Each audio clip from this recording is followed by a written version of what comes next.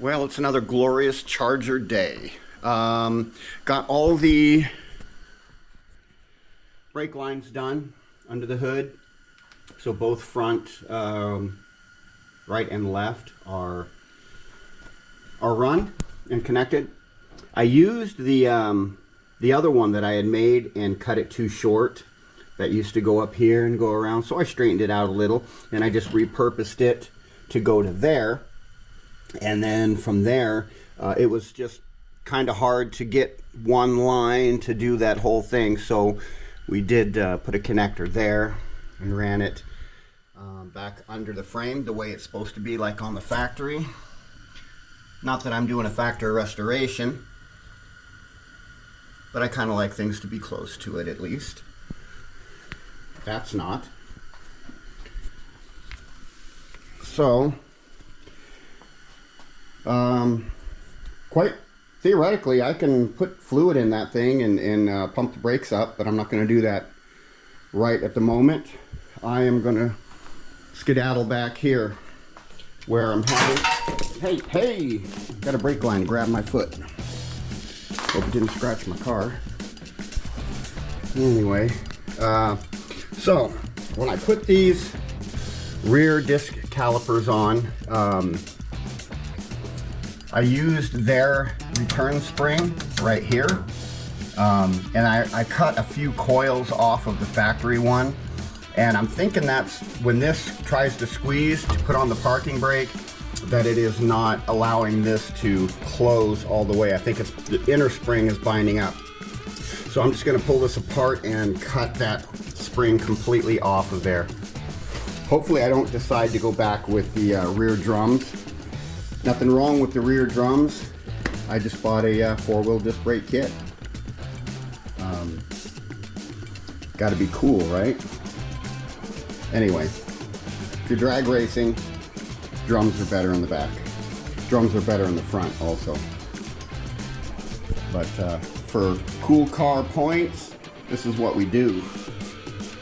So let me, I'm gonna set this thing down and get that cable off of there, and I'll set it up when we get to chopping. Okay, I released the tension on the cable adjuster on that side and just totally disconnected it. Now I should be able to... Did I leave my vice grips on there? No, okay. Should be able to loosen this cable up, get it out, and well, I guess we just got to cut that inner spring off completely, so maybe we can get some parking brake action.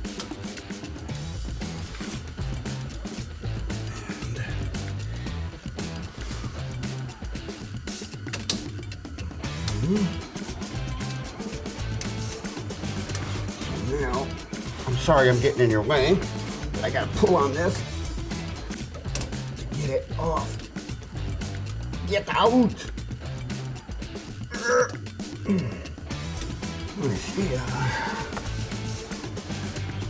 Alright, screwdriver time.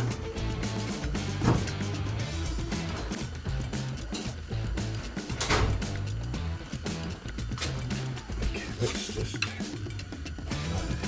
get the tape off of here.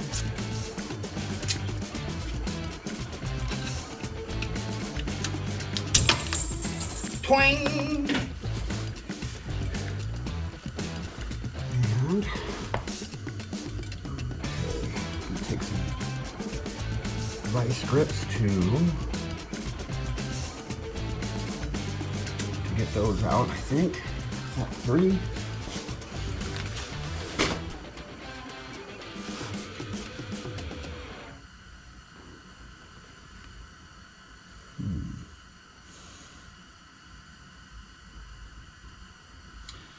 Yes, sirree.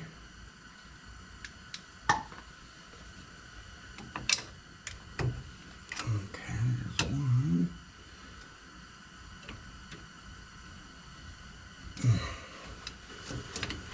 So who do you think's gonna win the stupid bowl? The Stupor Bowl. Now, of course, I hope it's the Hawks.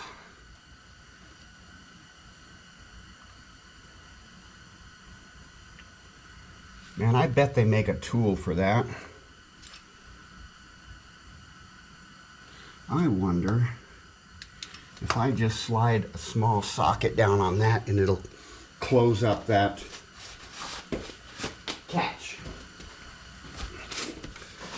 No, I don't think that's going to work. For some reason these days they don't put big holes in the sockets anymore. Let's give her a try. You know what, I should put my headlamp on.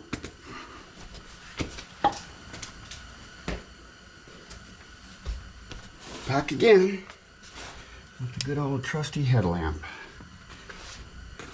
Okay.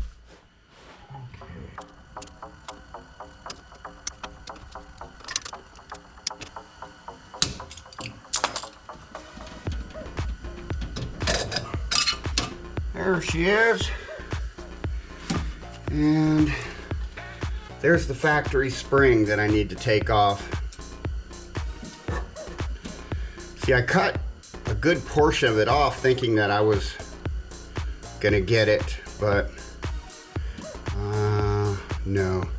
I just gotta take the whole thing out. Unfortunately, I hate ruining factory parts, but somebody probably makes a new brake line if I ever need one.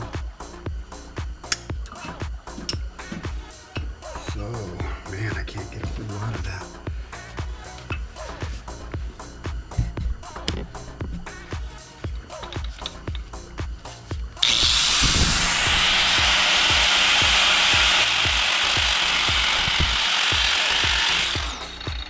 Yeah, this thing wants to move around everywhere.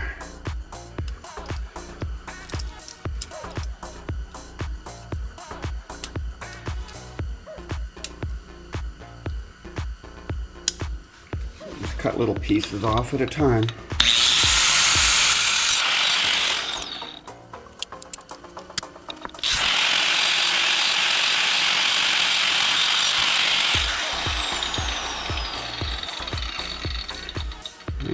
Good. I did not even touch the cable, and that's my goal. Don't touch the cable. Otherwise, you might cook it.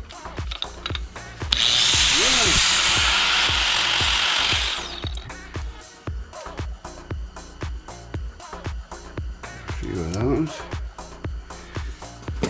I'm wondering if a pair of dikes won't just cut through that. Well, I don't know. These dikes don't look very sharp on the tip. Ooh, but they are. So maybe we just do this so we don't hit that cable.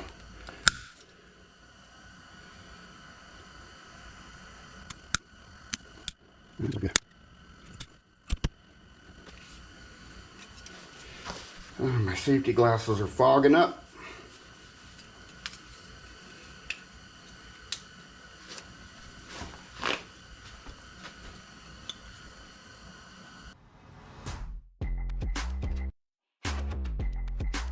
Alright, let's try getting... Alright, well, there's never a good spot for a light. Always gets in the way or you get in its way.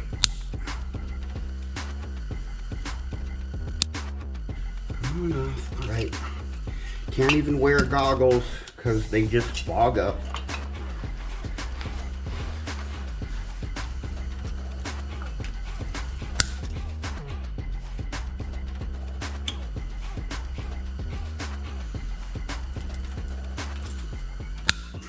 Hopefully one of those don't go shooting in my eye.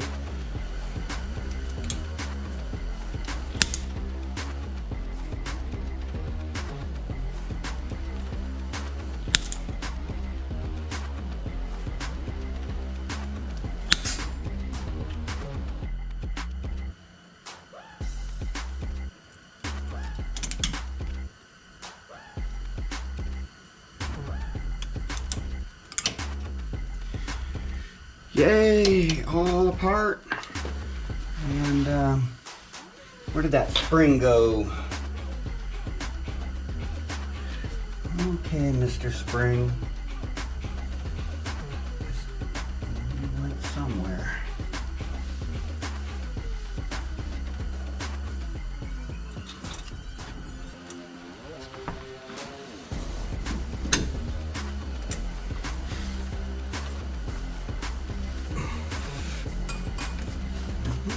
There.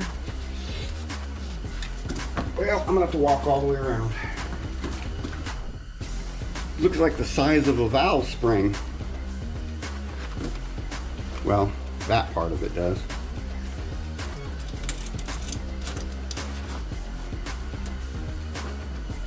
Okay. We have to squish this way down here, and that's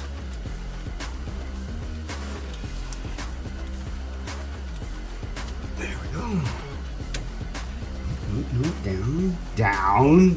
You have to go down a little farther. There you go. And then go back that way. Okay.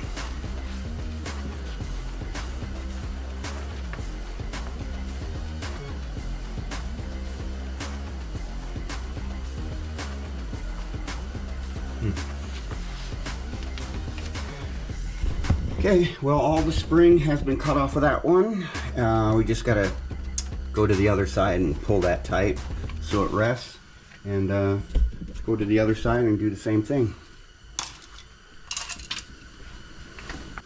For sitting in the garage, this car sure has got a lot of moisture droplets on the back side, at least. Alrighty then.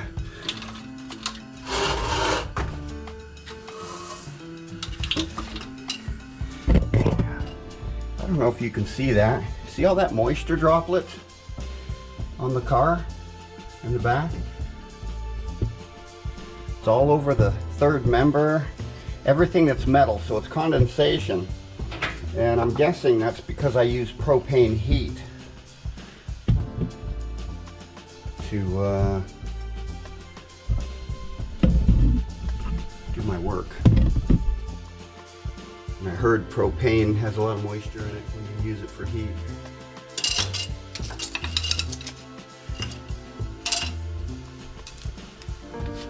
So, again, I have to pull that spring out of the way.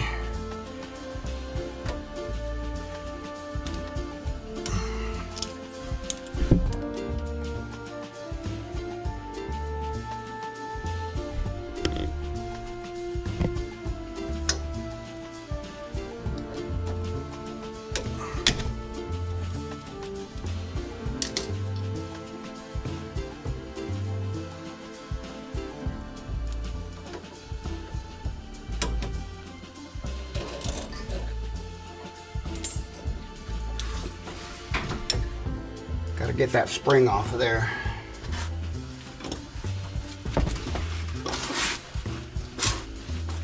Because it is binding up and it will not let the brake go on completely, and that is absolutely blinding me. I need it behind me. That's better. I have gotten one ticket in this car in the 40 plus years I've owned it. And it was a doozy. Reckless driving, racing, street racing, reckless driving. Actually, I wasn't street racing and I wasn't reckless driving. I was in complete control. But that's not what the law sees.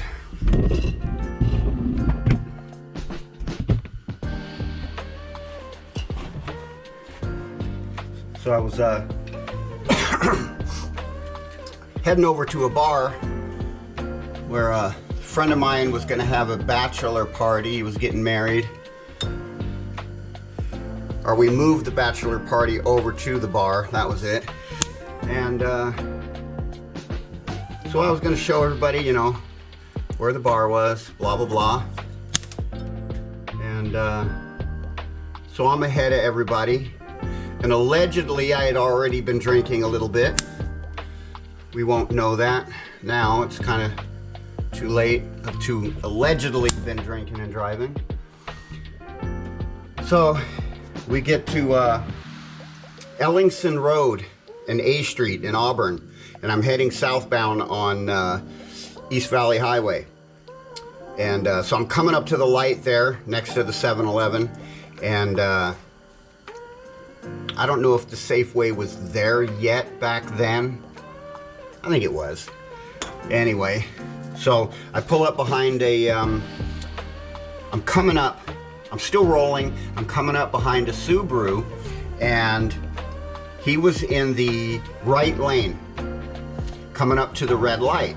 We were both coming up to the red light, but then it turns green, and he jumps over in front of me as the light turns green. And so I just move over to the right lane, give it some gas, go around him, and I just keep going, and I don't even think nothing of it. And the next thing you know, I'm about, you know, a few hundred yards away from the bar, maybe a quarter mile. And I think to myself, man, everybody was supposed to be following me. So I pull over to the side of the road. Next thing you know, here are these red and blue lights. Woo! I see it come up, and he comes up next to me, right? I'm parked off to the side of the road, and this cop slams on his brakes because I'm pulled off to the side of the road, and it's a black, back then the car was black, and he didn't see me, and so he slams on his brakes, and then he backs up, and then he gets behind me, and he comes up, you know, and he wants my my driver's license, and you know why I pulled you over? I said, no. He goes, you were doing 75 miles an hour. It took me 75 miles an hour to catch you. Well, if anybody knows that road, you can't do 75 on that, especially not in a 66 Charger. You know, you'd be flying off the road. It's kind of windy. And especially not without the sway bars and stuff that I put on this car. So he doesn't ask for my insurance, which I did not have any, allegedly, at the time.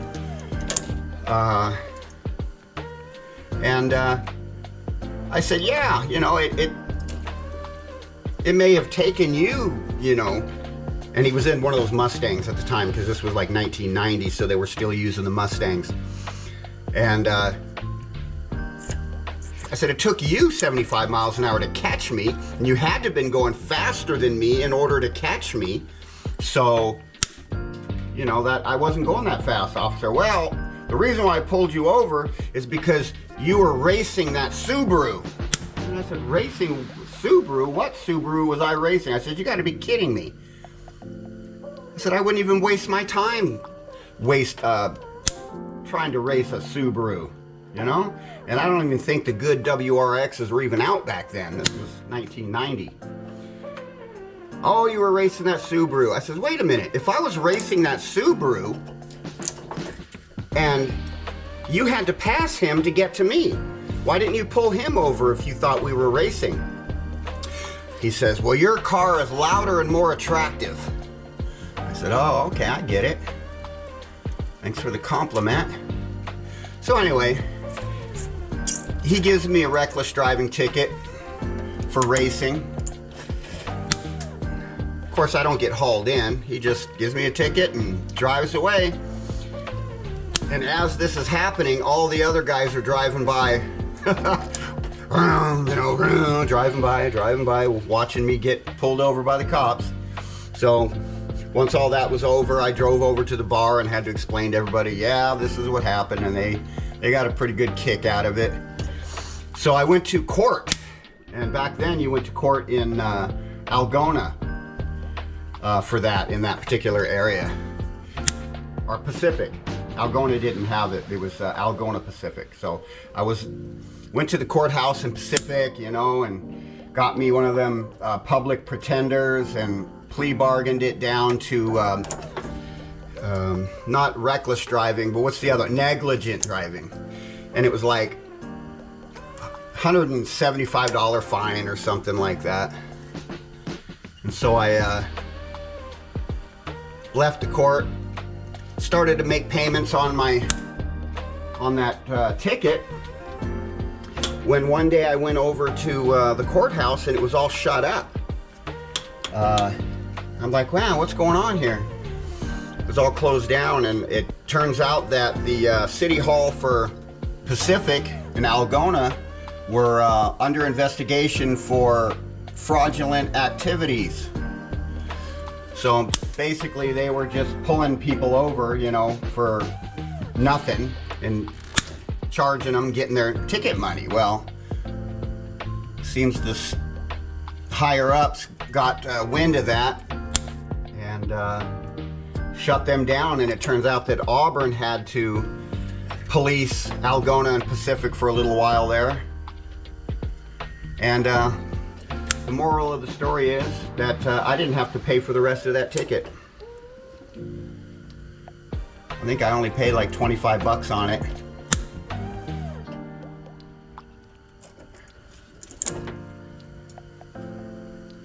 Yep. If you're gonna be in government, gotta be honest. Don't be screwing with people. You're bound to get it. Be like, Black Bart, here's where you get yours.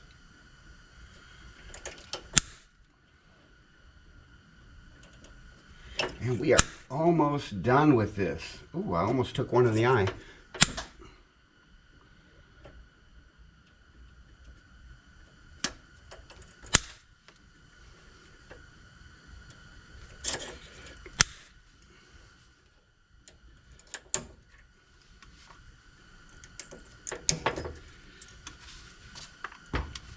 Yes, sirree, Bob. I think that'll do her. Get it all put back together, and we'll see how it works. Mm-hmm.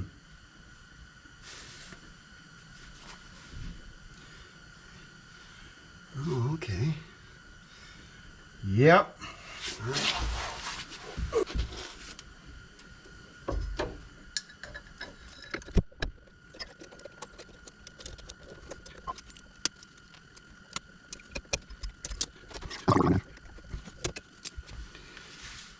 So yes, sirree, Bob, there it is. Let me get over here and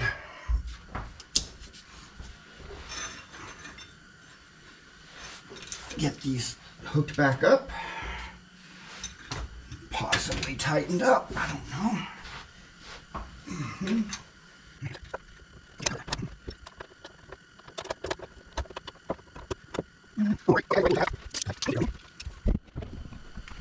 Okay, so we're all done.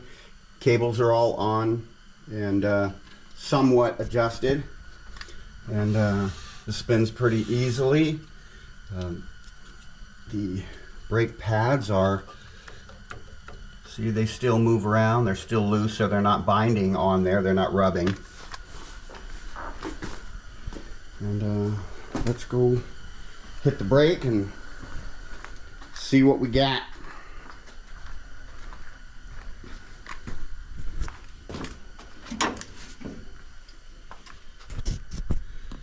Well, all you youngsters out there, this is where the brakes used to be. Now you got little electric buttons you push. Back in the day, we had these. Oh, that feels, oh man, that feels good. Woo, I think that's gonna work.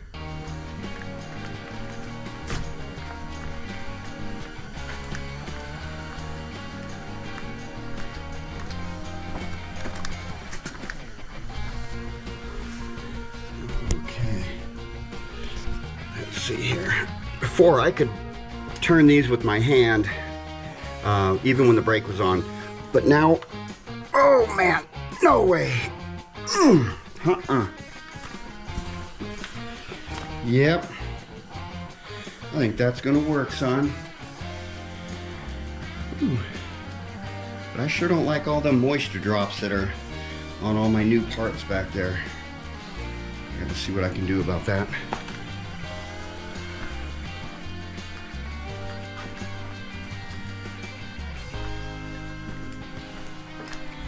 Reach in.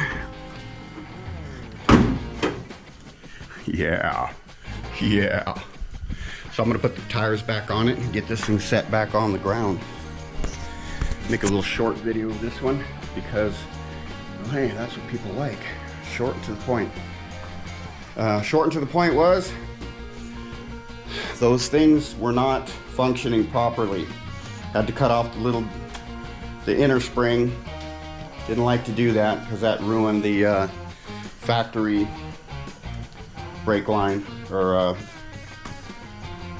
yeah, brake cable. But at least now I got parking brakes. I don't suspect I'm going to be putting the drums back on it, since I went through the time and expense to do this. Anyway, you guys have a good night. We'll catch you later. Please like and subscribe, all that good stuff. Share this with your Mopar buddies. We're gonna continue on. Good night.